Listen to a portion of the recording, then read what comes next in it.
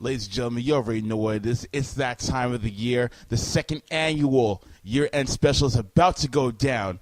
Ladies and gentlemen, it's your man DM Cool, and Cool Radio starts now. It's your man Chris Gotrock. What's up, my family? It's Maliki, your sweet senorita. It's your boy Dirty Gerbil. This is All Mills from the Critics. I just finished my interview at C.O.O.L Radio, and I'm just letting you guys know that you guys need to tune in every Thursday at 8 p.m. because this place is wild. Of course! Don't touch that dial. You miss your diss, you understand? Who you like? Yes, sir. Yes, sir. Welcome to the show, people. It is your man, DM Cool. This is CFRE 91.9 FM, and you're now tuned into C.O.O.L Radio. Oh, you didn't know? Your ass better call somebody! That's right. Your ass better call somebody because you are live on the airwaves of CFRE 91.9 FM, live at UTM. You already know how it's going down tonight. Coming up on the show, I got my man, recording artist, third time in the studio.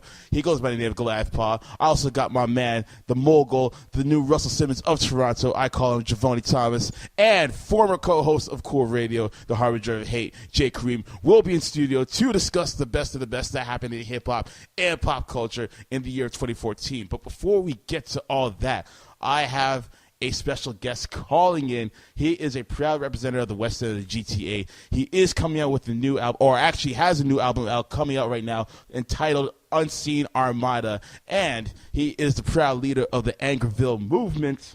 I'm talking about my man Fortunato. Fortunato, what's good, man? How's it going, man? How's it going over there in Saga? You already know, man. We're doing nice right now, man. How's everything on your end?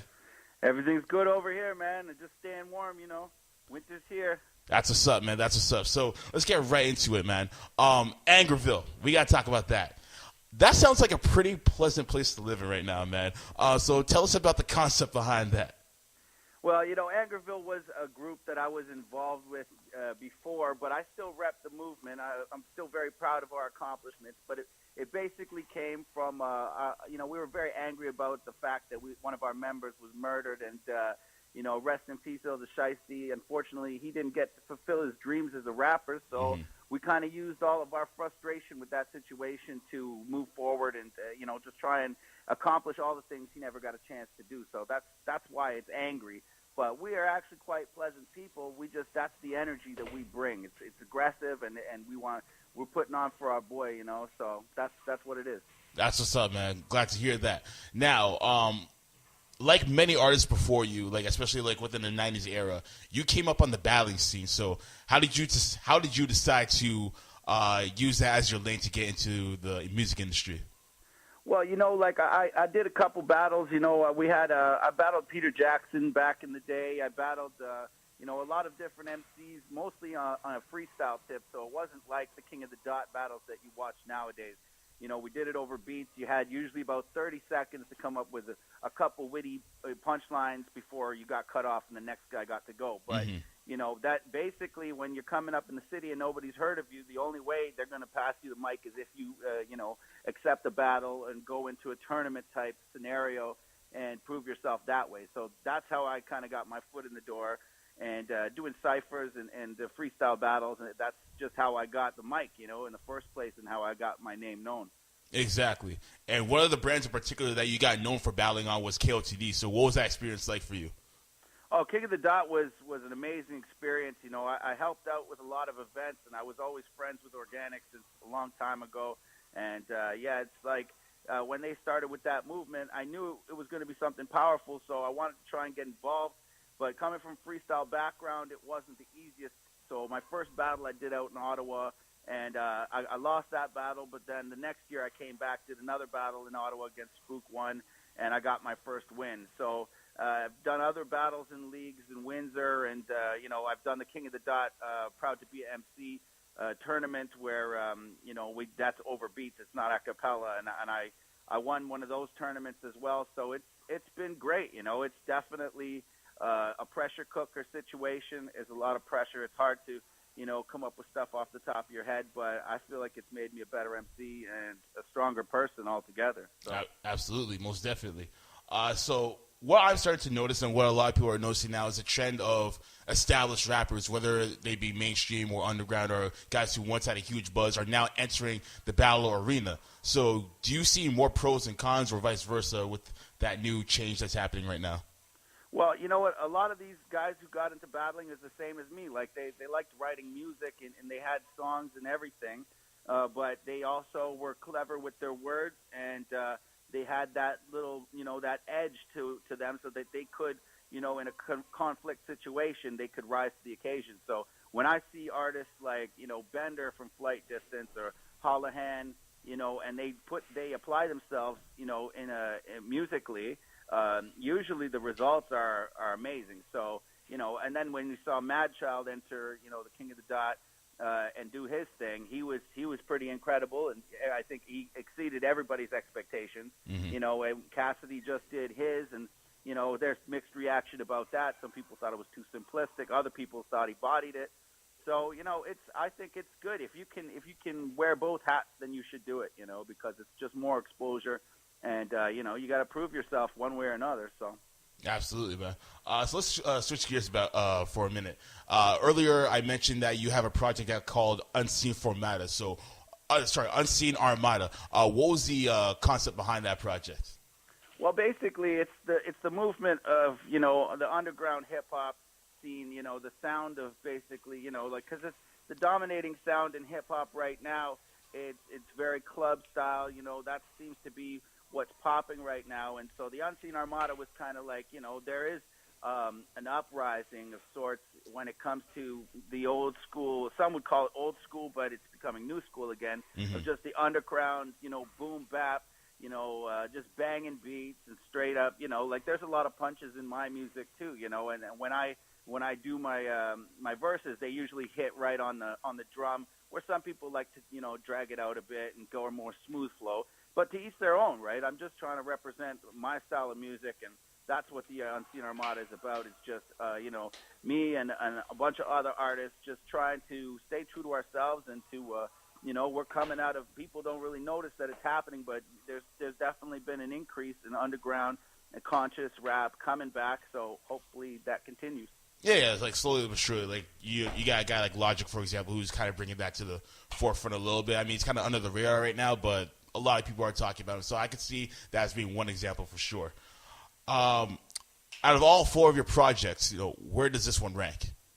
Unseen Armada. Well, I just sent it in for Juno consideration for Rap Recording of the Year, and whether I hear back or not, I mean, they already hit me up. They wanted some more press on it, so at least they've taken a look at it. I know that the competition is fierce, but the fact that it's gotten to that, it got a pretty positive review and exclaim. I mean, I've been able to do more hand-to-hand distribution across Canada, whereas my other projects was more mail-outs. I've been able to physically go to places like Vancouver, New Brunswick, and Halifax, and go and see people out there and give them the CD face-to-face, which I think has kind of helped the album get out there. Personally, I think it's one of my better projects. But it's really up to the people, I mean, it seems like it's more felt than my last album, Warfare, which I thought, I really thought it was my best work. But like I said, in the end, it's up to the fans and what they enjoy and what they want to listen to. I just make it and see where it lands. As long as I'm happy with it, if it comes out, maybe other people aren't, maybe they are, I just wait and see. So. That's what's up, man. Now, one of the singles that you have on this project, or may not be on this project, you can let the people know right now, actually, is a track called It's Like That. So, with that track, is that on the project? And no, this is actually a new track. It's from an EP I'm doing with a producer out in Fredericton named Sean One. And, because I've recently just relocated out there to New Brunswick, and I did a tour out on the East Coast in June, and I was able to hit up a lot of towns New Brunswick and in Nova Scotia and Newfoundland, and I was able to meet a lot of new talented producers and MCs, and so I've been out there trying to just, spread my wings and, get to know everybody, and I met this cat, Sean One. He used to rap out there, but now he mainly focuses on the production, so we're putting together a little EP, and this single is from that, and it should be out probably February 2015. We haven't put out a solid release date yet, but we're looking to wrap recording over the holidays and have that out to you probably in February. at one point, maybe mid-February. Sounds good, man. Before we let you go and play your track to cue you off, we have a game that we like to play at Cool Radio. It's always a main staple. We play it with everyone, and you are no exception, my friend. This game we like to call I'd Quit the Game. Every second, every minute, man, I swear that she can get it. So the way this game works is, you are the eligible bachelor. You're living your life. You're wheeling and dealing and everything. But there comes a point in everyone's life where they got to settle down. They got to throw away the black book, quit with the dating, just settle down with that one person. So if you had to settle down with one of these two women that I've handpicked, who would you quit the game for? Would you quit the game for Jessica Biel or Natalie Portman? Oh, man, you know what? I think Natalie Portman is just so classy, and I'm an older dude myself, like not old, but I feel like I've gotten to that point in my life where, my taste is a little bit more sophisticated than it was when I was a young buck. So, I'd say Natalie Portman. That's my final decision. I can't be mad at that, man. If Chaos can make a song about her, then that must be the right answer. Fortunato, thank you so much for calling in, and we're looking forward to the new music in the future. All right? No problem. Anytime, man. All right, man. Take care, my friend. You too. Ladies and gentlemen, once again, that was Fortunato, Angerville representative, and he's got some new music that we're about to play for you guys right now. So when we come back from commercial break, it's about to go down, ladies and gentlemen. I'm talking about the year-end special, second-year edition of it. We're going to talk about the best albums, best artists, everything in between, man. So keep it locked. This is Cool Radio. I'll be right back after these messages. Yeah. Yes, sir. Yes, sir. Welcome back to the show, people. You're now tuned into CFRE 91.9 FM. It's your man, DM Cool. And you're now tuned in to Cool Radio. Welcome back to the show, people. And ladies and gentlemen, it's about to go down. And it's about to go down in a major way. I have the panel with me right now, and I think it's only fitting that I introduce them with this theme music right here. That's right. You already know what it is, people. The panel is here, and we are here to discuss the best of 2014. Ladies and gentlemen, in front of me, I have up-and-coming recording artist, Mr. Goliath Paw. Whoa, what's poppin', partners? Goliath Paw in the building, CFRE, what's going on? To my side, I have the young music mogul in the making, Mr. Hustle Simmons of Toronto. This man goes by the name of Gevoni Thomas. What up, yo? You had to pass the mic back to me. You heard that description. You already know. Shout out to DM Cool. You already know. And of course, I can't forget this man right here. We know him as the biggest hater on the planet. He is a sociology major. He is also a major in haterology. And he is also the original co-host of Cool Radio. Once again, he is the harbinger of hate. I like to call this man Jay Kareem. And I'm about to drop his drop that I haven't touched in about a year like this. You can hate me now. I hate you too, but I won't stop now. Come on. I love it. I fucking love it, man. I love how I get that long, smooth introduction with that Barry voice. I love it. It's okay. It's all good. I'm here. I'm here to roast. I'm here to hate. You already know what it is. All right. So, gentlemen, I think it's clear that we should outline the rules and the regulations of this. We are going to touch on our personal opinions on what the best mixtape of the year was, the best new artists.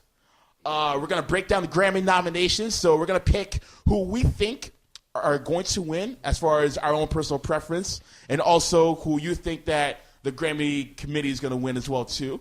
MVP of the year, so which artist, of this year made the most noise. Also, who the MVP of next year will possibly be based on movements that they made this year.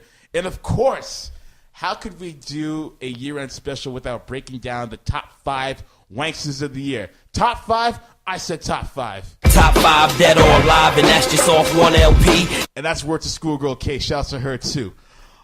Gentlemen, let me just say that I am extremely delighted and honored that all of you guys can make it tonight. I want a good, clean fight, Make it bloody. Well, not too bloody, but, make it juicy. Make it juicy. Who has anything to say before we get on with this? Honestly, man, shout out for having us here. But, Kareem, you about to meet a bigger hater than you. Oh, them fighting words. Kareem, what say you? You know what? I appreciate the hate. I appreciate it all. You know what? I've been hating for a long time. I'm ready to pass the torch. I've actually met someone that hates worse than me. Shout out to Fletcher's Meadows, man. It's the #1 hater of all time. All right. Paul, you got anything to say? I just want to give a shout out, man. Thanks for, bringing us here. I'm going to let these guys hate. I'm going to give you nothing but the truth, people. All right, that's what's up. So let's start off a bit, soft for a moment, all right? Just to get the people warmed up and what have you. Best mixtape of the year in your opinions. I'll start off. Me personally, I found that Sci-Hi the Prince mixtape, Black History, was the best one of the year. He completely flipped it. He didn't make it preachy or, he didn't make it as if it was falling on deaf ears. He took certain themes of Black History Month, took certain people who are important within that month and kind of made it educational and also entertaining at the same time. He talked about the crack epidemic within the 80s, and he named it Barry White, of course. He talked about the legacy of Nelson Mandela in the Mandela Track, which is crazy, and he just went above and beyond with that concept. So that was my personal favorite mixtape. Gev, what would you say was your personal favorite? Can I honestly say I don't think I listened to a single mixtape in 2014? That's fine. 2014 was the year of the single and the EP, man. You used to listen to the mixtape. You probably still got an 8-track in your car. Oh, man. Man's already dissing. We're only 2 minutes into the new episode, and this man's already dissing, but you get a cool drop for that anyway. Jay Kareem, what was your favorite? Nah, I was going to say the same thing, man. 2014, the albums were weak, the artists were weak, the mixtapes didn't even fucking matter. I didn't listen to shit. But the one mixtape I did listen to was Sci-Hi the Prince, Black History Project. I think you're the one that gave me that off the Mandela Track, off the strength of that. I did like the concept. I did like how it flowed. True that. Paul, what you say? I'm in the same boat as Mr. Gevoni Thomas. I didn't listen to a single mixtape this whole year. I don't like mixtapes. I hate mixtapes. I hate what they did to the game. So, I mean, that's what it is, man. All right, so you say you hate what they did to the game. What did they do to the game exactly? Lil Wayne, you and your mixtapes. You know what? Yeah. It changed the game because now nobody had to make EPs or CDs. Mm-hmm. You just had to put your stuff on a mixtape, your verses or your features. Put it online, people would download it. So, I mean, it changed the culture from, not to say that people aren't still supporting each other, but instead of buying the person's CD, I would rather wait for their mixtape because I knew it was going to be more street, more harder. It was going to be them as a rap artist and not what the industry or their label wanted them to be on their CD. Fair enough. And I will agree with all of you in saying that 2014 kind of was a weak year as far as mainstream hip hop goes. Underground is always going to have some strong content in the underground, but as far as the mainstream goes, it was pretty weak. Especially with the mixtapes, not especially with the mixtapes, but the mixtapes were no exception either. I would say this project from Sci-Hi was a breath of fresh air as far as the mixtape game goes. But yeah, nothing really stood out to me as far as that's concerned. But anyways, let's keep things moving. The next category that we have on the docket. Best New Artist. So the one who came into the game and just kind of shook people's heads and said, yo, this guy's next. For me personally, I got to say Logic. Logic to me is probably the best new artist going into the game right now. Who would you say, Gevoni? Honestly, Snow the Product, definitely one of those artists. No, she isn't new in 2014, but I'm going to say she broke more into the mainstream in 2014. True. And while we're shouting out her, we got to give it up for G-Eazy. This dude, took it by storm. When I say this dude doing numbers 2 Chainz can't even do. G-Eazy, I think 2015 is his. Okay. I personally haven't listened to G-Eazy, so I'm gonna have to see what he's working with. Jay Kareem, what do you say? Okay, I'm gonna start this one off, man. I was searching for a long time to find best new artists, man. These are artists that I've already listened to, but because the albums just came out, I'm gonna put them in that category. So I'm gonna put the Logic, the Under Pressure album. I bought it. It was actually good. And I'm also going to put that Ab-Soul These Days. Before I'm done, though, let me give a big shout-out to my boy Del Hartley. He's a new artist. Of course, a man sitting next to me, Mr. Paw right here. He's not so new, but he's been working, man. If you're on the Facebook grind, this YouTube hits, he's been working. That's what's up. And just a little editor's note, Ab-Soul, he's kind of been current for the last couple of years, so I wouldn't necessarily... I'm just more talking about, album-wise. Just the fact that he dropped his album. Okay, fair enough. Paul, what do you say? What do I say? For best new artist, let's keep it homegrown for a second. Let's keep it in Canada. Okay. How about Sunreal, man? He really made a huge stride. You know what? I was just about to say that. As far as my favorite mixtape, or on the Canadian side of things, One Long Day That was a crazy project. Yeah. I can't even call that. That was album worthy, man. Yeah. I'm mad they put that out for free. Yeah. So I mean, he made that big jump. He's on Much Music now. He's touring. Mm-hmm. Well, I've been following him. He's been touring Canada from time, but I mean, now he's breaking into the States. So, but besides Sunreal, I know y'all gonna hate on me for this, but Iggy Azalea, did she not kill it this year though? I mean, where did she come from? You know what? I'll say this. She did kill it this year. She's been grinding for like the last 3 years, and like the fact that she blew up this year with like 2 singles that, you know, topped the charts. She broke records this year. Yeah, she did. Like, I can't get mad at that. She's not my cup of tea, though. No, mine either. But if we want to say best new artist, I think we got to put her in the game. Jay, what do you say about this? I'm gonna be honest. I'm gonna say one word only. Promotion, man. It's fucking promotion, man. Promotion the hell out that bitch. I'm not. Listen, I'm not saying she's a shit artist. I think she has a niche. I think that I would want to hear Iggy Azalea. Like, I want to hear her rap in an Australian accent. Like, I want it to be like a Slick Rick type of thing. You know what I mean? Yeah. That's what I want to hear. But, you know, she doesn't even take an American. I take an American Southern accent. I know she lived down there, whatever. She sounds like the brat to me, but it's all cool. I'm not really mad for the same reasons everybody else is mad. I just think that her songs they're okay. I just think it's just promotion. She has great promotion, man.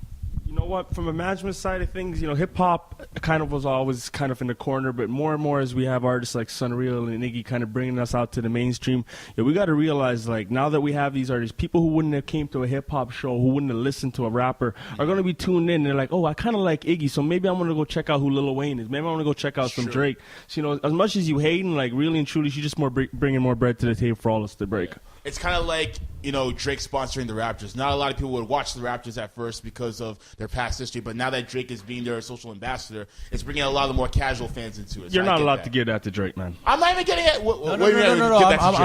I'm going to give that to Drake, actually. The Raptors, everyone used to talk ish about the Raptors, even myself. But when Drake came on board, for whatever reason, he got those, like, extra fans who changed the culture. He did. And the arenas were packed.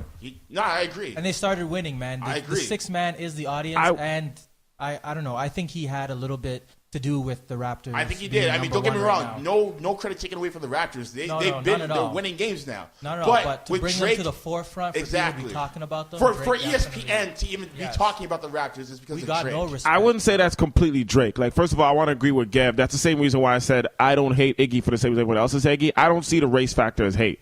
I just see it as good management. But on the Drake issue, like, I agree. Drake did bring promotion to the Raptors. I'm not going to lie. Especially from an American standpoint. Americans are now going to tune. You know they love Drake. But at the same time, it was that We the North. That We the North marketing is what did it. Because now Sports Check is on it. Everyone's on it. It's become like a Canadian dick ride. I'm happy. Like, but that We the North, that We the North is what did it. Like Drake brought in the American fans. The We the North brought in the Canadian fans. Agreed. Yeah. And I think that was the thing. That was the call to arms that not just Toronto but Canada needed. Because how many times have you been in a conversation and there's always that one guy, probably me, who always say, yo, I watch the Raptors, I like the Raptors, and everyone will clown him and be like, oh, they ain't got no Kobe, though. They ain't got no McGrady, though. But now that you have a We the North slogan going on, mixed in with the fact that the Raptors are winning, people are actually finding more pride in their home team. Except for, you know, the guy leading that got slapped in the face and didn't do nothing about it, but okay. Which man are we talking about? Drake? Why you gotta bring that up, man? I don't know, man. Like, I give credit to the fact that, you know, Drake is part of a machine, but, you got to shout out whoever in the Raptors organization set this all up, who brought Drake in, who set up the We the North campaign. Ujiri. There we go. Give credit where credit is due. Don't be giving it to no Cornflake Drake. Cornflake Drake. Jay, he wasn't playing that. He's going for your hair spot. He's going in. Wow. So, let me ask you a question. If Drake stole one of your beats or Drake was fucking with one of your girls, would you have slapped him up like Diddy? Yeah, because he wouldn't have done nothing about it. And on that note, we're moving to the next subject. So I say Logic for Best New Artist. You say G-Eazy. You say Logic as well, Justin. Goliath Paw. You say Iggy. Iggy and Sunreal, man. Iggy and Sunreal. That's what's up. Okay, moving on now. Best album. Now, I know we said earlier, as far as mixtapes go, there wasn't a whole lot going on. But then at the same time, we also alluded to the fact that there wasn't a whole lot going on as far as the albums side of things go. So for me personally, the good hip-hop albums didn't come until like later this year. Like from September onward, that's when you had some more notable projects come out. And for me, I'm going to say that the best hip-hop album this year was Catalactica from Big Crit. Hands down, best project. Beats were solid. Lyrics were solid. Concept was on point. To me, nothing in the mainstream was topping that. So I'm going with Big Crit, Catalactica. Gev, what do you say about that? Best album of the year. Yes. No, you're gonna have to come back around to me. I got two of them in my head right now, but Okay. I can't give it to two. I gotta give it to one. That's fine. That's fine. Jay Kareem, we're gonna pass it on to you. What was the best album this year? Nah, man, I'm like you. I got a few in my head. Man, I like J. Cole. I like Big Crit. I like the Absol. There was a few, but a part of me wants to give it to J. Cole because y'all know I'm a J. Cole enthusiast, but I'm going to have to give it to Big Crit just because J. Cole is fresh. It's new. I haven't sat with it long enough. That Big Crit, I've been sitting with it, so I'm going to have to give it to Big Crit. Fair enough. Have Fair to give enough. it to Big Crit. Goliath Paw, what do you say? Yo, like you guys said, there's a lot of different hip-hop albums that came out, but I haven't heard it yet, but just off the sheer, like, rave and review off it, I have to say J. Cole, and he just squeezed it in right before the year ended. So. Exactly. He came in with that crunch time jumper right there. Gev, what do you say? You know what? It didn't even come out in 2014, but out of respect for him, I'm going to say the best album in 2014 was the Carter 5. This messed up the Carter. Wow, I'm not even going to respond The Carter to that. 5, Neither am guys? I. The Carter 5 was the album of Lil Wayne rapping about pussy. Dog, Carter 5 didn't come out yet. That's a joke. It was supposed to come out, but, you know, Pussy. Baby's holding that back.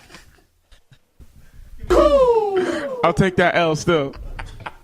See, this nigga's here Wow. making shit up, talking about something that didn't come out. But for those of you who don't know, the beef going on with Cash Money right now, Lil Wayne, you know, the Carter 5 was supposed to come out on December the 9th. He said that this was his last album. You know, I've been a Lil Wayne fan, like, since Jay Kareem's been making shit up. And...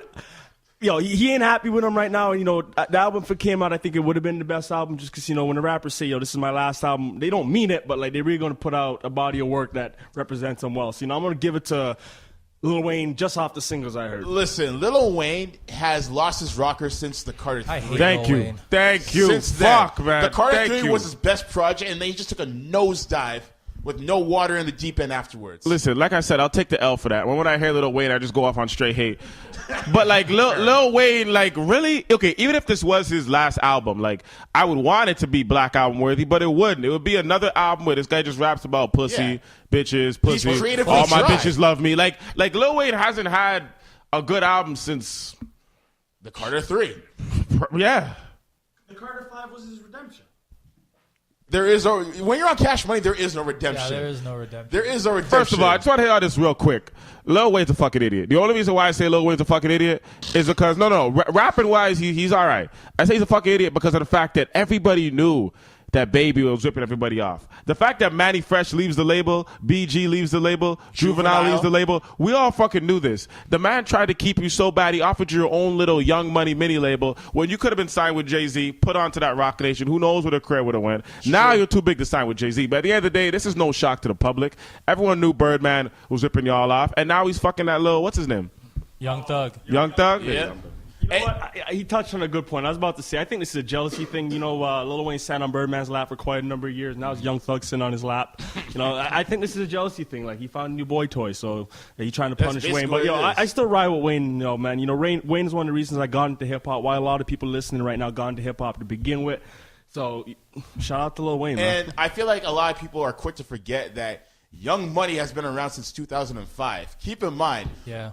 that was around the time when Wayne was about to sign a deal with The Rock, and then Baby said, no, stay on my team, and I'm going to give you a label. He gave him the Young Money label, and the people he started off with that label were Mac Main, who can't rap, and Currency. He dropped Currency in 07, and 08, 09 is when he started to retool Young Money. That's when they brought in Drake. That's when they got Nicki Minaj off of 1017 Brick Squad. That's when they got Tyga and all these other people, Jay Mills as well. So I feel like people need to keep that in mind, that Young Money hasn't been this well-oiled machine that's been around for the last 3 or 4 years or so. Let me ask you something. Are you truly a Lil Wayne fan, or are you one of those Lil Wayne fans that's just like you guys are still living off the Carter 3? Like you guys will not acknowledge the shit albums that have come and the shit mixtapes that have come after. You're just living off that Carter 3 still.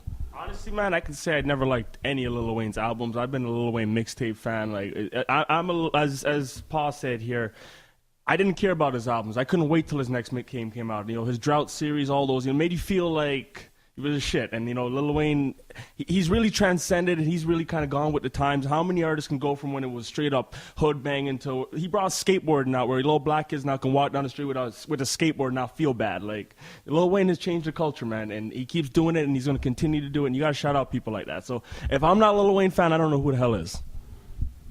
Nah, in terms of culture changing, I'll agree with that. Like, he made the skinny jeans fly. He made the skateboarding fly.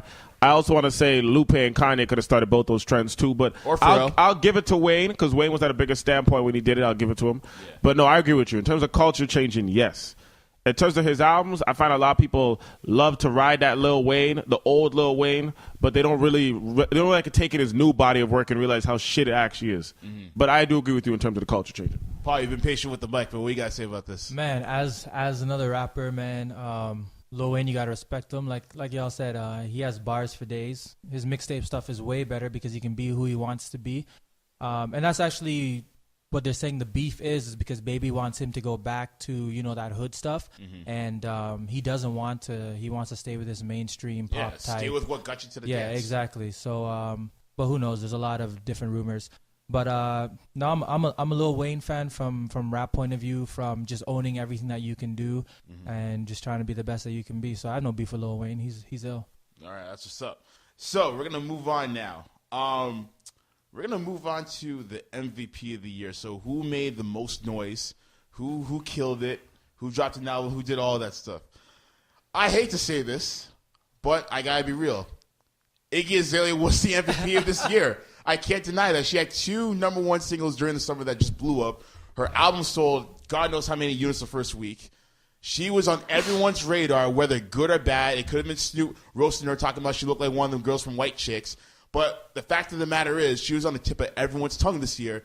And T.I. is just rolling in the dough. So I'm not a fan of her, but I got to give credit to where credit's due. She's the MVP of this year. Gev, what you got to say about this? Honestly, man, Justin Bieber is MVP of 2014. Oh, boy. What? He had the most wanksters of 2014. I'll give him that. You know why I'm going to give him MVP? Why? Yo, this kid came up in a system where he was so controlled and, like, everything he did was choreographed. And, in 2014, he literally took the reins back and said, this is me, this is who I am. And no matter what kind of bad press or what else was going on, he held solid. And he put out an album last year. You know that? He almost got deported last year because of felony charges. He's just rebelling like Miley Cyrus. He grew up in the media, man. Like, he never had a chance to, to paintball the neighbor's house and egg the neighbor's house. Like, he had to get that out of his system at one point or another. So what, is this a Michael Jackson story all over again now? No, it's not Michael Jackson story all over again, but at the same time, you got to give that. I personally think the kid's MVP 2014, because that's really an artist who took control of his own destiny and made his team follow him. And he refused to, go where they wanted him to go. He realized it was his life. Because he has all the money.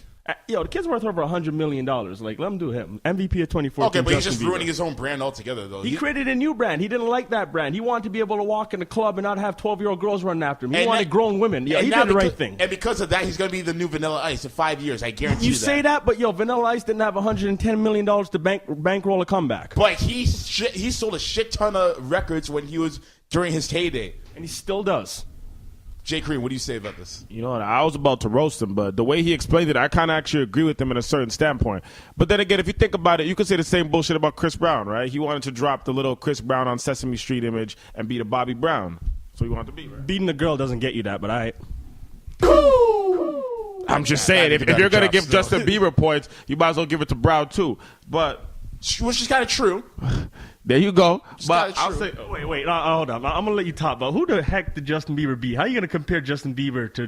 Justin Bieber didn't do anything. But worse they're both acting irrational, though. Was Justin Bieber not accused of fucking impregnating like 30 girls at one point? A girl recording him while he's in bed.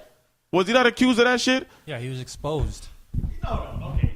He was accused of that, but everything he did was juvenile. What Chris Brown does is criminal. Like, that's a whole different ball game. Not everything Chris Brown does is criminal. He never had a childhood. You're going to run that excuse all day. He never had a childhood? Keep in mind. He's having it now. He's in California renting a $60,000 a month place. He's having a childhood. He's good. You just said that he doesn't do anything criminal. I just said like 2 minutes ago that he got arrested on felony charges. He's been arrested and was facing all summer. deportation.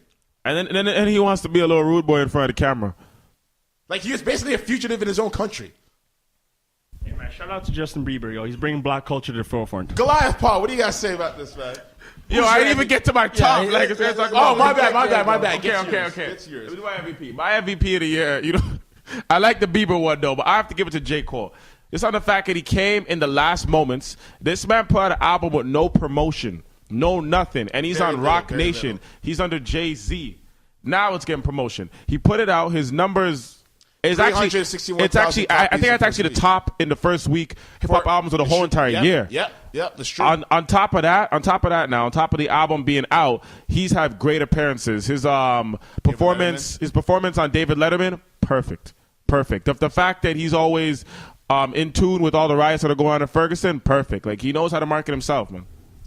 Goliath Paw, what you got to say? Shit. This year's MVP, I have to give it to Drake, and the reason why I say that's not because of the music. Well, he did release like singles or whatever, but how many times does this guy have to come up with like the most basic line and have everybody in the club singing it from YOLO to started from the bottom to whatever? So just culturally that way. Pop, boy. But every time I go on the internet, there's always something about Drake, whether it's like one of those memes making fun of him, whether he's stealing someone's girl. The other day, he added the game's 18-year-old girlfriend, and all the blogs picked it up because he followed her on Instagram, so everyone's already speculating. This guy can't make a move without the whole hip-hop like community tripping over their feet. Everybody wants to know. Everybody wants to know what Drake is up to, so just based on his buzz alone, I got to give him the MVP. Drake's the biggest thing in hip-hop since 50, man. Honestly, man, like I can't hate on that. Like, all jokes aside, Drake has really done it. So, shout out to him. If I didn't give it to Bieber for the reasons I gave it to Bieber, Drake would have been a runner-up. But then he got slapped, so I don't know. I guess that kind of null and voids him. But shout out to Drake, though. Oh man, about him getting slapped. Drake is definitely MVP worthy of the year, no doubt. So Drake need to stop fucking people's girls, though. Him and Trey Songz need to stop messing with people's girls. Yo, Trey Songz can never, ever go on stage and perform that Mr. Still Your Girl again.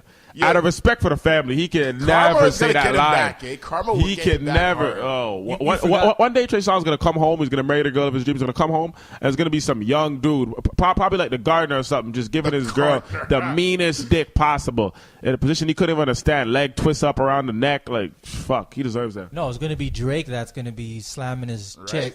Because you forgot they came up together. Trey Songz used to mess with Drake way back in the day when he was doing Replacement Girl and flying him out to the States and everything. So that's where Drake learned to be soft. And, well, Trey is hard apparently, but that's where Drake learned his pimping from.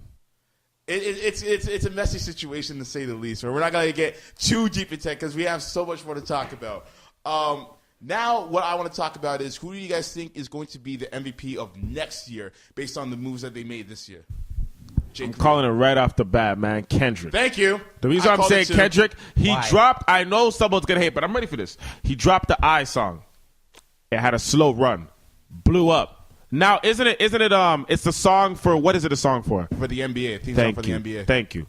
On top of that now, like, it's Kendrick, man. Like, the guy's doing performances on late nights that are coming up huge. Like, whatever, okay, I'm not saying he's at the point of Drake, but to a certain degree, yes. Whatever this guy touches gets talked about. When his album drops, you know it's going to be the core hip-hop fans, the Kendrick Lamar dick riders, the overly Afrocentric. You already know who's jumping on that album, man. I'm saying, I know Drake is going to drop an album next year, too. I'm agreeing with that, but I feel like this getting slapped by Diddy is going to hurt him. So I'm going to put it on Kendrick.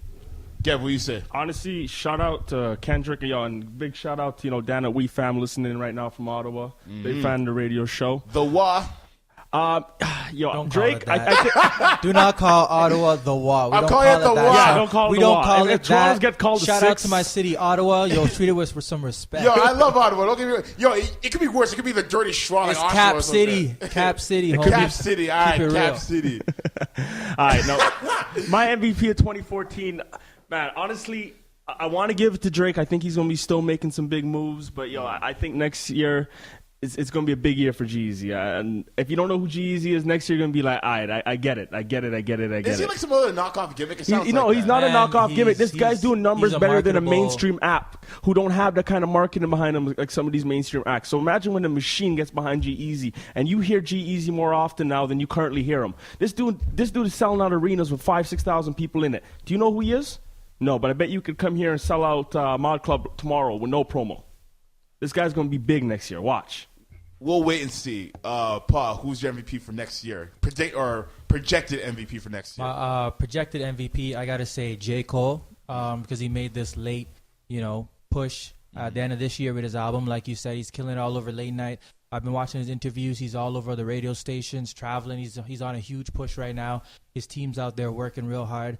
Yeah, man. I think early next year, January, February, is when people are actually going to really take him in, and then they're just going to spin it from there. True. And I'm going to go with Kendrick for next year, rather. Again, slow burn with whatever he's been coming out with, like the single "I." Everyone, just off the strength of the album art or the single art cover, people were speculating what it was going to be about. They heard the single, they were thrown off, but they eventually gravitated towards it. NBA picked it up. He came out with a video. A lot more people were on it. He's performing at Letterman. He was the final musical guest for Stephen Colbert, which is huge as far as like mainstream goes, especially in the political realm. And him being somewhat of a political artist or who touches on that stuff, I think he's going to have a huge year next year because he's already building off the strength of Section 8, which was like an underground classic. Good Kid, Mad City was arguably the first classic of this generation, this era of hip-hop, and we're talking about from 2010 up until now. And he just has that to rely on right now, which is a pretty strong building block to work on. So I think next year he'll probably be the MVP. Drake will be in contention for that for sure, but I think it's going to be a narrow race between him and Kendrick. So I'm going to go with Kendrick on that one. Hold on, Gav, do you have something to say? You're kind of interested. No, I'm with you. You good? You good? Okay. Cool. Now we're going to switch gears, man. We are now going to go to the Grammy nominations, all right? Now, usually the Grammys are known for messing everything up. The Grammys is a joke. As far as hip-hop and R&B and just... Who picks those things, honestly, man? I really want to know. I feel like it's a popularity contest when it comes to the hip-hop and popularity R&B where? Who? Whoever they can find, like whichever A&R spends like 1 hour in the hood and they find out to what kids are listening to. It's worse than that, man. It's a Grammy committee of about like 15 people, and not only do they vote on one genre, but they vote on every genre. So you could be in the Grammy committee, one of 15 old people that like rock, know nothing about hip hop or nothing about country, nothing about jazz, nothing about anything, but you vote on every single genre. Politics as usual. Go ahead. The Grammys are really going to fall off if they don't really kind of get more plugged into what's going on. Exactly. And I doubt hip-hop is the only scene that feels like the Grammy ain't nominating the right people. Yeah. But like I remember that one year when the Best New Artist went to Esperanza Spalding, and everyone just lost their minds because they thought Bieber was going to take that because of the hits that he had. Well, you think he should have, right? These guys really just resting on the prestige. It still has a ton of prestige, but I think while they still have that prestige and while they still have that credibility, they really need to kind of reformat what they're doing and really get plugged in and figure out, like, really and truly, like, what is their goal? Are they trying to really give it to the best artists, or are they just really trying to give it to who they think? Save the popularity vote for Billboard and AMAs and MTV VMAs and all of that. But when it comes to like integrity and really marking down who the best of the best is, you guys got to be fair. I mean, if that's the case, why the hell is Jimmy Jam and all these other people who are like so cultured within these art forms even on the panel in the first place if they're not going to do it right? But anyways, that's just my little take on that. But let's get on to these categories now, and I want you guys to give me two answers. I want you guys to give me a subjective answer, so who you personally want to win the award, and also an objective answer, so who do you think is going to win the award. So the first category I'll start off with is Record of the Year. So we have Fancy from Iggy Azalea, Chandelier from Sia, Stay With Me from Sam Smith, Shake It Off from Taylor Swift, or All About That Bass, Meghan Trainor. So as far as list of goes, this one is like up in the air for me. Personally, I'm not really comfortable with any of these guys winning the awards either because I'm not a fan of their music or I haven't heard them. But as far as who's going to win, I'm going to say probably Taylor Swift. Gav, what do you say? This is who I think is going to win based on how fraudulent I think the Grammys is, or who do I think is going to win based on my own opinion? On your own opinion first. On my own opinion? Where's John Lennon at? Honestly, it's either going to be Fancy or Shake It Off. I got a son at home. He absolutely loves Shake It Off. He can't even speak yet, and anytime that song come on, he just starts bouncing and dancing. Yeah, so obviously she's hit a chord somewhere, so it's probably going to be Shake It Off. Fair enough. Jay, what do you say? It was my ass me. Nah. Coming from someone that actually used to work in a department store not too long ago. Man's voice sounding kind of hoarse right now, man. Ebola. Shit. I can say I've actually heard like most of these. I'm gonna be honest, man. This is who I think is gonna win. Who I think is gonna win. It's gonna be a toss up between Fancy and All About That Bass, because All About That Bass actually broke records. So between Fancy and that's what I think is gonna win. Fair enough. Paul, what do you say? You know me, Mr. Rock, Pop, and Hip Hop. You know, whoa! Yes, all sir. I do is listen to the radio, so I heard all these songs 100,000 times this whole summer. Each of them are all big in their own right. Who I think is going to win, though, is Taylor Swift, Shake It Off. Why? Because she left that whole country thing, and I swear to God, Shake It Off, if you give it to an R&B singer or just any R&B female artist, that is an R&B song. She just took it and did it her way, but that's an R&B banger, so we relate to that. I dance to that shit in the car, so I mean, I think Taylor Swift, she's going to take that. I find it interesting that you call that an R&B banger. How's that categorized as R&B? Listen to it. It has it just has that R. You know what it reminds me of? Damn, what's that girl? Back in like 2004. What, JoJo? The one with. Was that Beyonce? No. The one it was with. Was it like Lumity? No. It wasn't even Lumity. It was the one with Fabulous was on it too on a remix. But it was really big, and she was kind of like Asian, long legs. I can't remember that Man, one. I can't remember the song, but Kim Kardashian. I can't remember the song, but it's exactly like that. So that's what I was thinking. But think about it, man. That's an R&B joint. It's just a white girl singing it. She even has like a little like cheap little like rap in it. Yeah. You know what I mean? That part. It is just the whole feel of it. I guess and the way she sang it, you know what I mean, like a R&B, 1940s kind of bluish type. I guess we had the concept maybe a bit R&B-ish, but like I said, she took it and made it her way. But I think if you gave it to an R&B singer, like one of these young girls trying to come up, it would be an R&B song. Fair enough. I agree with him, but yeah, actually, I got to bring this back a little bit. You know who really was MVP of 2014? What? Black culture. Why do you say that? Never has urban culture been like so much in the mainstream. Yeah. Never has it been so cool to be in the urban scene.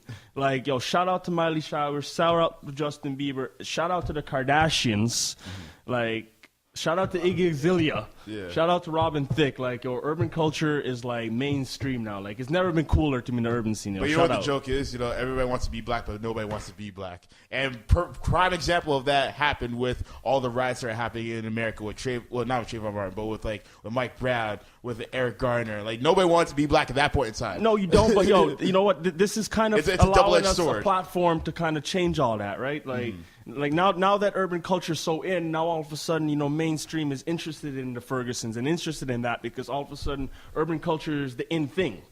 So hopefully, this is going to be a platform to change things.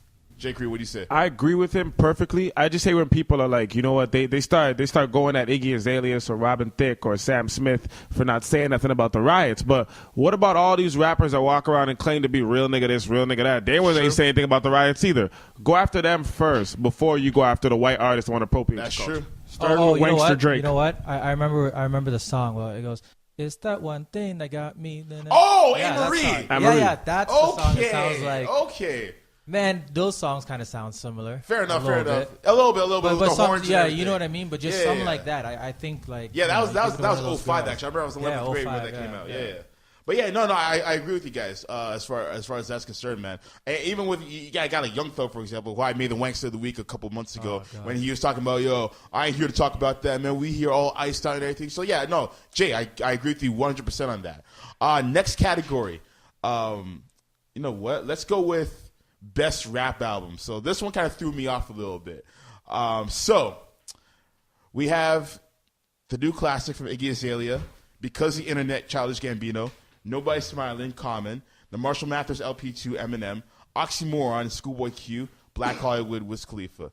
Now, I will say that some of these options surprised me, but for the most part, it seems like a weak list, and it seems like it was meant for one person to win, just like clean sweep overall. So I'm going to say this. For whom I want to personally win, Childish Gambino, because I said that last year that was the best album of the year as far as hip-hop goes. But who I think is going to win, it's going to be Iggy Azalea. Gev, what do you say?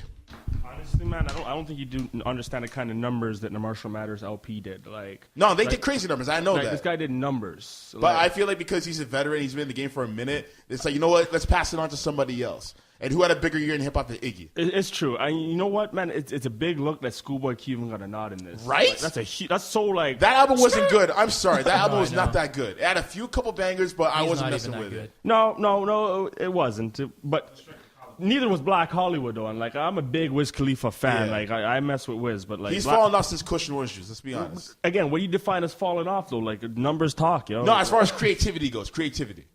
Numbers talk, man. Yeah, but sometimes numbers can be deceiving, though. It's absolutely true. But for the two, I think might get it this year. The new classic with Iggy, shout out, like you said, like she's the new breed. But the Marshall Mathers LP, I wasn't a big fan of it. Like he was trying to go back to his some shady roots. I don't think he really hit it on the head. But it's going to be up to those two, and it might go over to Iggy. But again, these guys probably don't even listen to hip hop. They're probably just going to pin the tail on Donkey and figure out one based on that. Iggy, okay, let's give it to Iggy. Jay, what do you say? Yeah, I feel like when it comes to hip hop, the Grammy just looks at numbers and just picks one. They're like, screw it, made enough. That's it. We don't really care about the content, how it looks. That's kind of how Kendrick lost. But I'm gonna say this, man. Who I think is gonna win it? I gotta agree with all of you. I think Iggy is the one that's probably going to win it. I can see that going. This like she's had a slew of this going on for a while now. Who I think should win it, based off the albums I've listened to, Marshall Mathers. I want to say because of the internet, I really do. I really do. I'm going to be honest. But I don't think because of the internet was good enough to win Rap Album of the Year.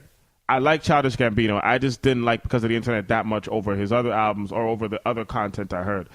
Again, I'm surprised Schoolboy Q's even in this. Yeah, that was... I felt like that was just random random number out of the hat kind of thing. Goliath Paw, what do you say? Best rap album. Who I think is gonna win? Obviously, Iggy Azalea. Right, right. We've been through this last year. We go through it every year. We know who's gonna win. Who I want to win? Eminem. I got his CD. I didn't really like it, but just because it's Eminem. He's a lyrical god. I think he's the best rapper. Period. You guys seen his cipher off the top of the head? That was crazy. I want him to win just because it's Eminem and he's in there. I think he's the strongest candidate out of all those guys. But I do think Iggy Azalea is going to take it. Fair enough, man. Let's move on to the next category. Best Urban Contemporary Album. So, in other words, Best R&B Album, basically. So, we have here the list. Sail Out from Jhené Aiko, Beyonce from Beyonce, X by Chris Brown, Mally Is by Mally Music, and Girl from Pharrell Williams. Who I want to win? Pharrell Williams, the girl, because that album was dope. Who I think is going to win? Probably Beyonce. Let's be honest. When she dropped that last year in December, I believe, everyone lost their minds, and it's a no-brainer. She's going to win that for sure.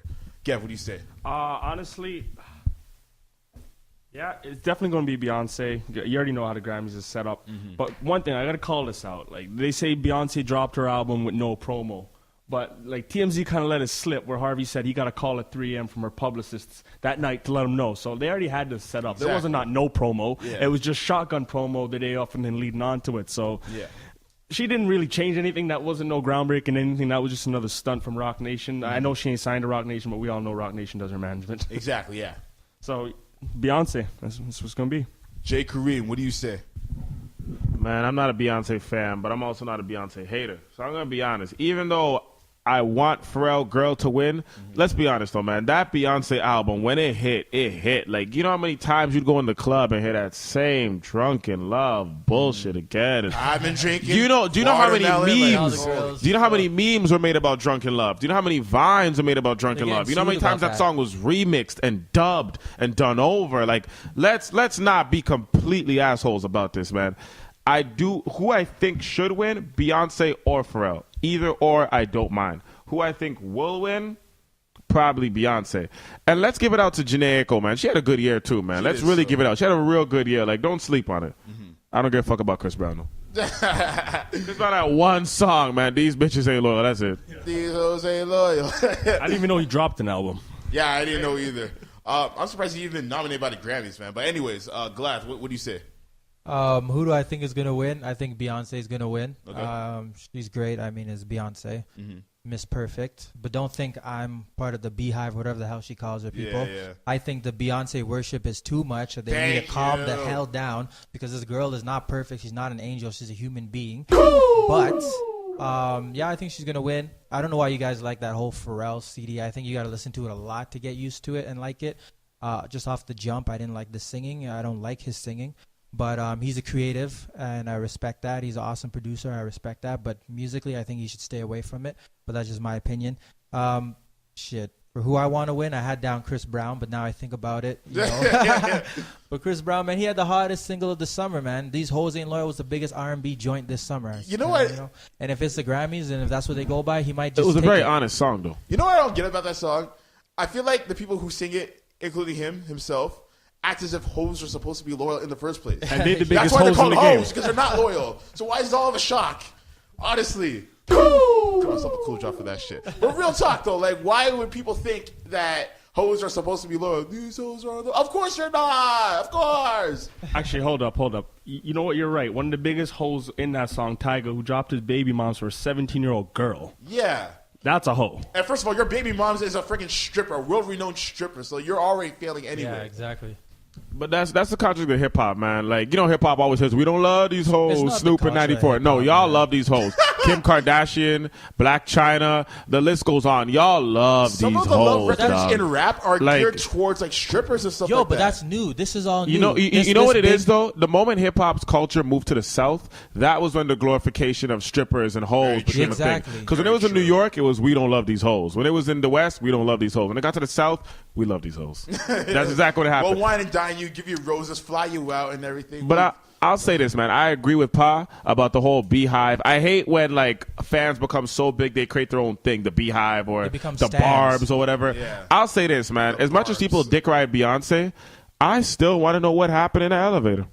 That's true. It's I true. still I feel like that's It was the a one thing that publicity happened is stunt, like man. Ray Rice got exposed, everything else got exposed. That happened, and then it never got exposed, and nobody questions it. It And went Beyonce under the never radar. did a thing. She didn't Nobody do a questioned thing. shit. And first of all, if that was Jay-Z that hit her, he would have been done. How come Solange never had to do no apology, no arrest, no She's a shit? nobody. Because who cares about Solange? Like really and truly. She got hot though. I can't even front. You know what, man? What you saw, you just said we don't talk about it, right? That was a big deal. If that had happened to almost anyone else, we'd still be talking about yeah. it. Yo, the PR machine that is Jay-Z and that is Beyonce. They swept it under the rug. They sweep everything under a rug. They're always PR stunning. Like, you got to talk about the people that are like on top of their game, who know how to manipulate the media like nobody else. Yo, Jay-Z and Beyonce, like nobody else, and they do it year after year. And watch, next year they're gonna do it again. We don't love Beyonce like that because of random. Beyonce made us love her like that. Jay-Z ain't made a good song in forever, and we still love him. Thank you. The hate is real. Thank The you. hate is real. The last great Jay-Z album was the Black Album, arguably American Gangster, arguably. But a lot of the albums, Kingdom Come, let's come on, man. They weren't that nice. Magna Carta, let's be honest, man. Shit, thank you. Yeah, Magna Carta was kind of slack, and the production was good. I felt like the hype behind it, like the commercials, him in the studio, was better than the actual album itself. Yeah, it's all his promo. Yo, quick question. Tupac, Solange, and Ray Rice. You got to get into an elevator with one of them. Who would you pick? Fuck. I would say Ray Rice, man. You want to get that knockout? Ray Rice, fuck that. You see how we knock out that girl in one punch? I'll get it with Solange. I'll just spit in her left eye and done. Nah, Ray Rice is like 5'1". I'm 6'1". I'm good. Yeah, I'll take my chances with Ray Rice, but he probably taking so much juice that he probably can't even move his arms that well anymore. Actually, yo, man. speaking of PR, right before we came in here, I was on TMZ, and there's a video of Ray Rice. He's giving away toys at a Christmas run, and it said, Baltimore fans accept Ray Rice back. Shout out to his PR team. Right? Anyways, so we're going to move on to the next topic. By the way, ladies and gentlemen, we are in overtime. We're going to get through all these topics because that's how we do. Next up, you know what? I'm going to say this now and I'm going to say the other one for last because that's more conducive to what we do.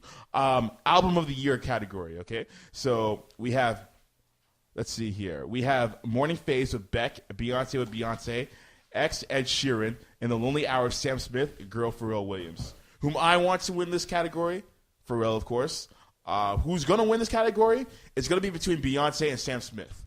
Who do you guys say? Honestly, yo, Sam Smith, when I first heard his single on the radio earlier this year, I was like, oh, okay, this is cool. Kind of sounds like the John Lennon joint, and I'm going to put that out there. Mm-hmm. But at the same time, yo, if you really kind of take a chance to kind of listen to the rest of it, yo, he's really some real sick melodies in that. Sam Smith, he killed it this year. He really did. And there's proof that we only listen to urban music. Notice that all the people we big up are on the urban side of things, but yo, the world is big in urban music. If we talking about album of the year, period, I'm gonna give it to Sam Smith. Yeah, he's the next wave of blue-eyed soul. Jay Kareem, what do you say? I was gonna say the same thing, man. You can't even hate on Sam Smith, man. Like, no hate for Justin Timberlake or Robin Thicke, but this dude is really soulful. And you got to take in the fact that he's gay and from Britain. First of all, British artists don't even get put on in the urban world anymore, barely. There's like one every 5 years. You got Amy Winehouse. When she's done, you got one more. Don't forget JCJ. But they throw in like one every 5 years. This dude came out the woodwork. He's gay. People know that. Still love his music. Still buy his tracks. That Stay With Me track is big, man. Like, he's bringing back something I haven't heard in a minute. So in terms of album of the year, I agree, and I already circled it. I'm going with Sam Smith. Well, keep in mind, you say how they only bring out urban or British artists once every 5 years. It's only because they wait for the single to catch fire in the States and then they bring them on. Because at the end of the day, they have their own market in the UK. They don't need America's validation. They're good on their own. So that's irrelevant. But, or sorry, Gav, you were going to say something? No, I'm good. Let the Paul talk. Okay, word. Paul, what you guys say? Man, I can't believe you guys are sleeping on Morning Phase by Beck. What? Come on. You guys never listened to it? Never. No, I'm kidding. Neither have I. Album of the year, who I think and who I want to win? Yeah. Beyonce. Okay. Let's be real, man. She's talented. I think she deserves to win it. Don't lie, you did not listen to that album. No, I did not listen to the album. I don't listen to Beyonce unless she's on the radio. But just over the hype about it and everything that's gone on this year, and releasing that thing with no promo, even though they said that there was a promo to it. Yeah. She changed the game. You know what I mean? You go to your bosses right now if you're on a record label and you say I need $1 million to promote my album. They're gonna tell you, look at what Beyonce did. Mm-hmm. So she changed the game in that aspect. I think she's gonna get album of the year. If she's not already platinum by now, she will be by early next year. Shout out Taylor Swift, the only one to go platinum this year. But I give it to Beyonce. But I say this, like, for executives to say, look what Beyonce did. Only Beyonce and an artist of her caliber, or maybe just a little bit lesser, like a J. Cole, for example, are able to do that. If you're a new artist, you're not gonna do. They're gonna be like, oh, who's this person? You're not, but you can find another creative way to do it. Mm-hmm. You got to think outside of the box. That's smoke and mirrors. She had the entire album already pre-recorded. She had singles she was messing with. Yeah. But they're just saying with the promo there was no like coming out this date, or get it now. Yeah, but they already had the promo dates set up. They already had like their media campaigns set up. They already had all their radio but the fans set up. didn't know about it. That's what they're talking about. There wasn't no lineups at Best Buy to go and buy it. Exactly. Man, if I can drop something and then be on the evening news in every single region across my country and across this world, man, I can drop anything tomorrow. So, you know what? Yeah, she changed the game, but at the same time, I think she kind of fooling a lot of people within the game to make it seem like taking away the value from the pre-promo and making artists feel like they ain't got to put in that work anymore. So, no, I like what she did because, early adopters are the people that feel the need to get the technology first. So she played on their minds because when they went on Instagram or woke up the next morning and was like, oh, shit, Beyonce dropped an album. I'm the last one to find out. I got to go get that now, listen to it, and tell my friends. So everybody went out to go get it. So she just played on the psyche of her fans. All I'm saying personally is that I feel as if when that album came out, like out of nowhere, people were shocked and surprised and that how she did all those numbers. I'm like, why be surprised she did those numbers? It's freaking Beyonce. Yeah, she's been like the top diva of the decade. So of course, someone of her stature and caliber is gonna do those numbers with no promo. Like I wasn't shocked at all. The only thing I was shocked at is like, oh, she dropped an album just now. Like what the hell? After that, those clear ceilings. Yeah, but when Beyonce does promo, she does $1 million a week. Does no promo, she doesn't do $1 million a week. Like what's more incredible? She's still gonna do big numbers regardless. That's a guarantee.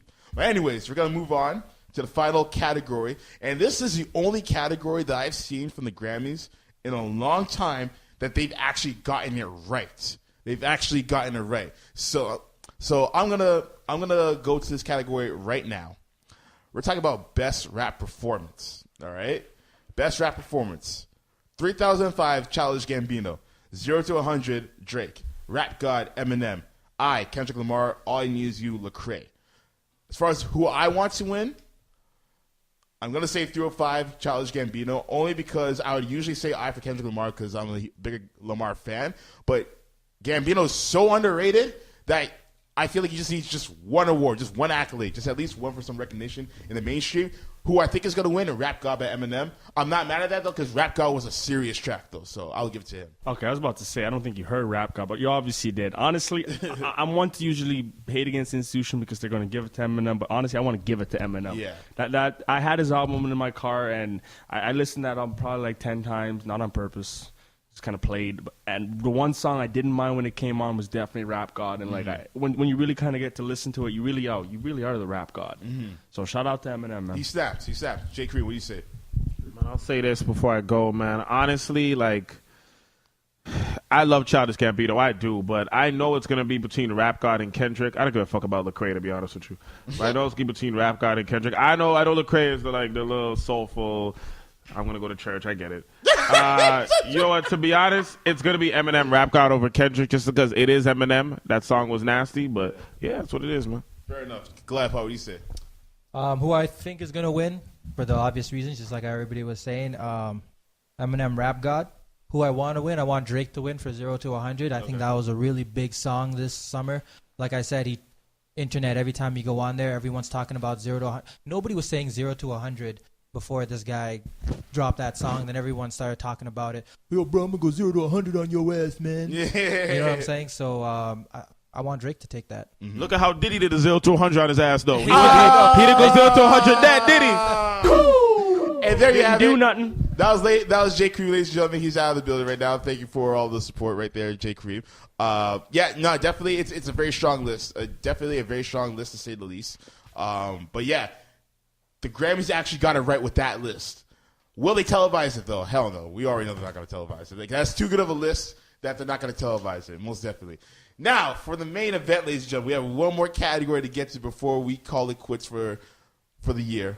We will be back next year, a.k.a. January 8th. But the category that we got to get to, that I've been posting for like weeks and weeks on Facebook, the Wanksta of the Year. All right, Wanksta of the Year. Now, I'm going to do it a little differently.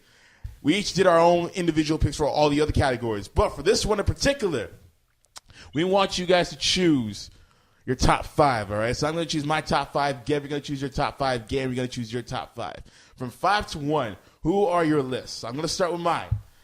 Now, there are a lot of people. Like, I'm just going to skim through, like, the random ones here. Like, we have, like, Rihanna with her fishnet dress. We have Wale picking a fight with a dude at a WWE event. Kim and Kanye on the cover of Vogue and how they begged to be on the cover. Chris Brown in talks with a BET for a reality show. There are a lot of wanksters this year. But I'm going to give you my top 5. So my top 5 wanksters of the year go as followed. At number 5, I have... Oh, and before we even play it, I feel like I should just play this drop one more time just to signify that we are doing a top 5 nonetheless, man. Where's that drop I got, man? Yes, there we go, right here. Top 5 dead or alive, and that's just off one LP. Yeah, I dropped that before we did. Okay. At number 5, Mimi and Nico from Love and Hip Hop and them putting out a sex tape. Mind you, one of them has a kid, and they're both plus 40, so they're definitely the wanksters for that.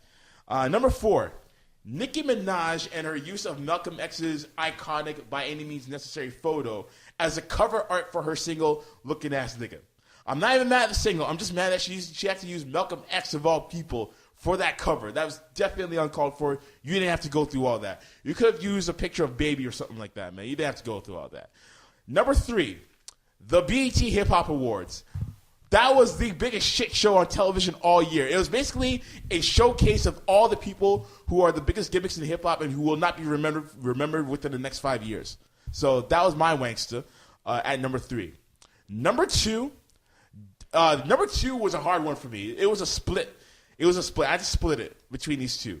Co-wankster of the year for the number 2 slot, I had to go to former LA Clippers owner Donald Sterling for, his racist tirade towards black people and him not knowing that he was being recorded by his half-black, half-Mexican girlfriend.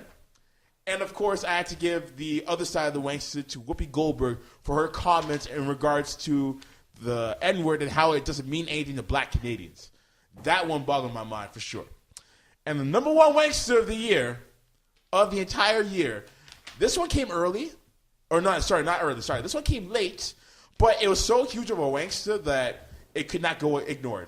My number 1 wankster of the year had to go to Toronto Maple Leafs goalie Jonathan Bernier for not knowing who Nelson Mandela was and for pretending that he knew who Nelson Mandela was at a Nelson Mandela Memorial Benefit dinner. How stupid could you get in saying that this man was one of the greatest hockey players you watched growing up? That's a goof. When you didn't even know who the man was. Hockey? Really? Not even field hockey, but hockey, like ice hockey. Gev, who's your top 5? My blood pressure is going high right now. I can't. No, I like that list. Okay, number 5, and this is kind of a comical one. I got to give this to Dwayne Wade for cheating on Gabrielle Union. It's one thing to be cheating on Gabrielle Union, but then he went and got someone else pregnant. Right? And you know why you're a wankster for that? Shout out for bringing a new life, and I'm a new father myself. I ain't going to diss that, but, you gave birth to a baby and a wallet. Like, literally, like, what are you doing, man? Like, what are you doing? But number 5, that's Dwayne Wade. Number 4, I got to give it to my boy, my MVP, Justin Bieber. Faces charges for a limo incident. Okay, if you're going to I think someone needs to give him a heads up on what the posse's really for. If you're going to be paying for a bunch of dudes to fly around with you and act like fools, when you got to do some stupidness that can get you in trouble, that's what they're there for. Exactly. They're supposed to be the ones muscling on people. Otherwise, take the hit. Stop paying for them to come around you. So that's why you wankster for that number. Shout out to Lil Twist. Shout out to Lil Twist, who should be putting out a mixtape right now. It's his time, but whatever. Time's up. Number 3, I got to give it to Nicki. Honestly, like, if there wasn't some other serious wankster, she'd have number 1. How dare you put Malcolm X on your cover for a song called Looking Ass Nigga? Like, how dare you? Like, you know, this was 40 years ago. You wouldn't even be able to come out with an album. Right? Much less. So, you know, if you ain't going to pay homage, just one thing, but don't Young Thug it and diss it. Okay, so number 2. Bojangles on that cover. Number 2, I got to give it to Nicki again. Oh, wow. Really? For which one? Ooh, I'm excited. Tries to initiate beef with Iggy. Yes, thank you. What is wrong with you? Thank you. What is wrong with you? Yo, when you came in the game and you were blowing, what did Lil' Kim do? No, drop that. Drop that on me. Do you ever? I got to give this, though. I've been telling people this. Been telling. Oh, no, G, you're a hater. No. Been telling people. Sorry, go on. No, I understand, man. You this is pissing me off, too. As I said, I'm not a big fan of Iggy Azalea. Like, I don't necessarily think she's the greatest rapper, but like I said, she's bringing a new breed to hip hop. She's bringing a new demographic to it that maybe wouldn't have listened to Nicki, maybe wouldn't have felt comfortable. But they heard Iggy, now they can transition over to Nicki. I said Missy. Over to Nicki. So, you know, she's a real wankster for that. She knows she's a female who broke in. You think she'd want to open it up for other females, but instead she want to hate on them. She want to Lil' Kim them. And you know what the crazy thing is? The crazy thing is the fact that Iggy came out like 3 years ago as a new artist. Nicki did not give a damn. But when she starts smashing records, starts smashing number 1 and number 2 singles, puts out an album that has all the white girls flocking, the little suburban white girls flocking, now she has a problem. Now there's a problem with the man. Now it's all about systemic racism. Fuck out of here, Nicki. It ain't systemic racism. Like, the fact of the matter is, people relate to people who look more like them. Exactly. That has nothing to do with racism. Like, it is what it is. So, if Iggy's willing to do that and bridge that over and show them that these people are cool too, Nicki should be teaming up with her and being like, thank you. I've been really trying to break into that, but I haven't been able to connect like you have. Like, be mature about it, because we know she's smarter than that. My number 1 wankster of the year. My number 1 wankster of the year. You got to play the song for this guy. Like, this guy deserves wankster of the year for a number of reasons, okay? A number of reasons. And you can only think of one guy that deserves wankster of the year more than Young Thug. Nobody deserves to be called wankster of the year more than Young Thug. Oh, yes. Now, he was doing an interview. I understand. He was probably high, drunk, and, Baby probably just finished messing with him, so he wasn't in his right mind. And they asked him about Ferguson, and this man said, I don't really comment on that. There really nothing for me to do. I got to do what I do. How dare you? How dare you? You ain't even in the game yet, and you dissing the people that are out there fighting so you can be in the game. Young Thug has, though, shout out to him also. He's really allowed hip-hop to be more gender neutral. The homosexual community really has been able to bond with hip-hop more so than they have before. It's now okay that we're down for that. So, shout out to Young Thug. He really has bridged hip-hop and really kind of brought in different diversity to it and shown that it's okay as a male to, wear a dress. It's okay to have your tonsils and your nostrils pierced. Young Thug, shout out to you, buddy. Yeah, Young Thug, he's definitely the wankster of the year for that, most definitely. But, yeah, I can't call that one, man. He's just terrible. He's just a terrible rapper, terrible human being for saying what he had to say. Goliath Paw, your 5. Okay, so my 5. Number 5, it's a tie between the Nicki Minaj beef with Iggy, only because Nicki Minaj should know better. She went through that with Lil' Kim, but also she's tied with Lil' Kim because, what was it? Lil' Kim came out with an album or a mixtape or something called Identity Theft, and what she had done was put Nicki Minaj's face on the album with Lil' Kim's info, like height, date of birth, whatever, saying that Nicki Minaj took her style and is copying her. So they're both tied for my number 5. Like females, there's only so many of y'all in the rap game. Instead of coming together and being a force and creating some type of super team or whatever, you just want to fight with each other. I think that's really petty and stupid. Act like catsies. Exactly. So they're tied for my number 5. Number 4, Love and Hip Hop. I don't watch that show. I hate those kind of shows. They're stupid. I've never seen an episode in my life. But after reading the little list there and knowing that Mimi and Nico came out with a sex tape just to promote themselves, which went nowhere. The sad part is Mimi, I guess that's the girl's name. Yeah. She was doing club appearances, so she made a little bit of her money, whatever. But she was doing club appearances and taking that shower rod with her, the infamous shower rod that she was holding on to. She took the rod with her? She was taking the rod with her, man. I know. So, I mean, that's just cornball to the max. So, they're my number 4. My number 3, the man I love to hate. I hate this guy, but I also love him as an artist. Kanye West. This man, with his dumb ass speeches, he can't learn to shut up. At his wedding, people. At his own wedding. This man went on a rant to let people know about his troubles and how hard it is to be Kanye West and how he can't get into this, that, and the third. Dude, it's your wedding. Shut the hell up. People want to see you celebrated. They're happy for you.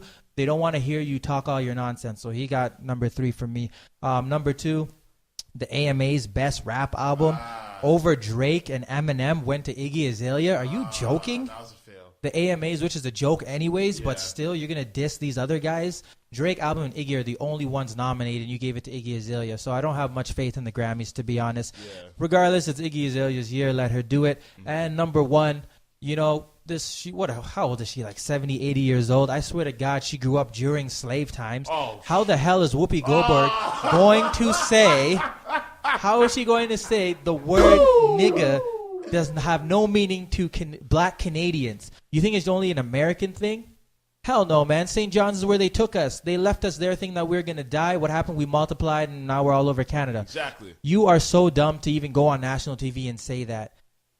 That word affects black people everywhere. That word affects anybody that's even dark. You go to Spain, they're calling brown people, they're calling Indian people nigga. Yeah. It's just an offensive word, period. That's why I don't say it in my music. I don't even feel comfortable saying it for y'all now, but in this context, I do it anyways.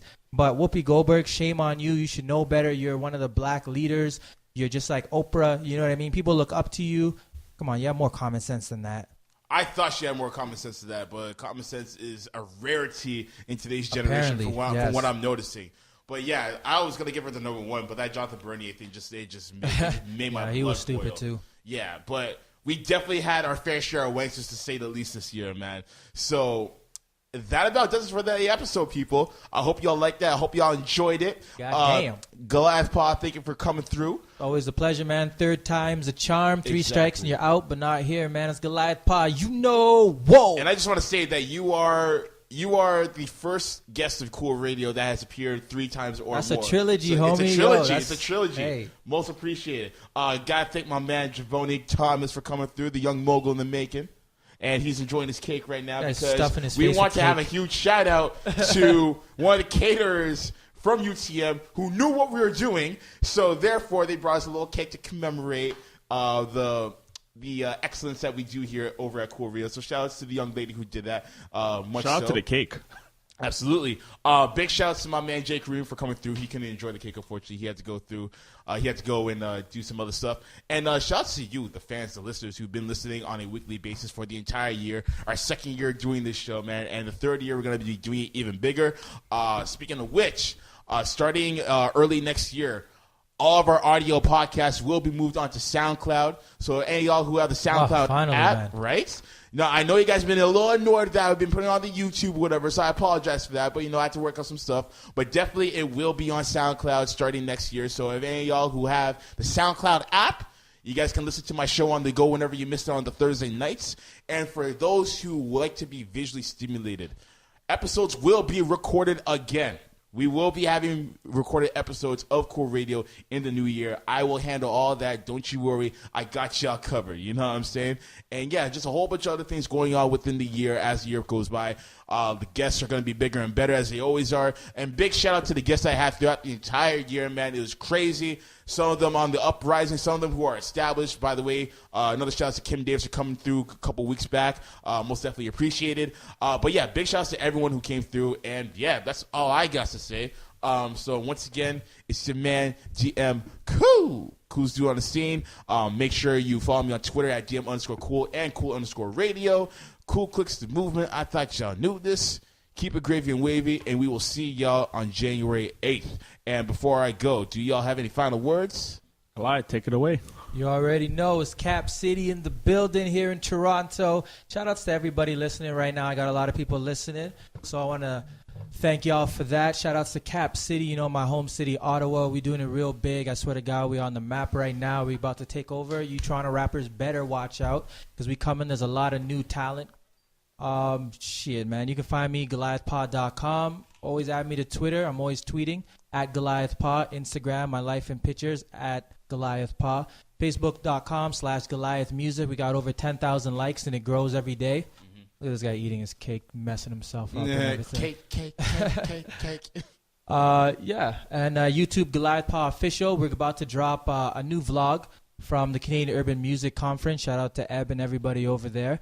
And also a viral video for the hit song Rain. Everyone keeps telling me they love Rain. They want me to make a video for it, so we got a lot. And when I say a lot, I'm talking a lot of booty in this video. Wow. And we're going to drop it next week for y'all. Oh, my. We're going to make it rain on your computers, rain in your pants. And that's how it goes, man. It's Goliath Paw. I think the computer just caught a virus in here just now. I got a Mac. Okay, that's what's up, man. But yeah, that's about it. Once again, ladies and gentlemen, I am your man, GM Cool. Keep it gravy and wavy. For the last time in 2014, we got to play that Wankster drop just because we didn't do it during the Wankster rant, so let's just do it for that. Hey, You a wankster, and you need to stop fronting. Sorry, what did you say, Fa? I said you didn't even let them know that's an award-winning segment. You won an award for that Wankster of the Week. That's a big thing, man. That's true. The 2012-2013 school year, I appreciate y'all at UTM for giving me that award. I appreciate it most definitely. And more awards and accolades to come. You already know. And for the last time, once again, in 2014, we got to play that cool drop. So once again, for the final time in 2014, we will see y'all in January 8th to be exact. Keep it gravy and wavy. And we are out of here. Peace. Cool.